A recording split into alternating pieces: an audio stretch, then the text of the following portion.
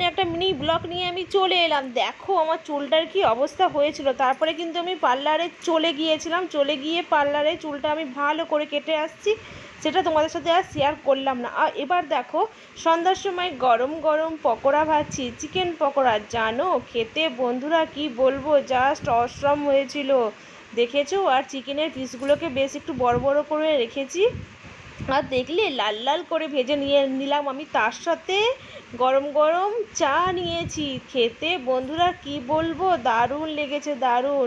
চায়ের সাথে চিকেন পকোড়া তোমাদের কার কার খেতে ভালো লাগে একটু কমেন্ট করে বলো। তারপরে চিকেন পকোড়া খাওয়ার পর একটু শুয়েছিলাম, তারপরে দেখো উঠে আবার রাতে রান্না করতে চলে এলাম।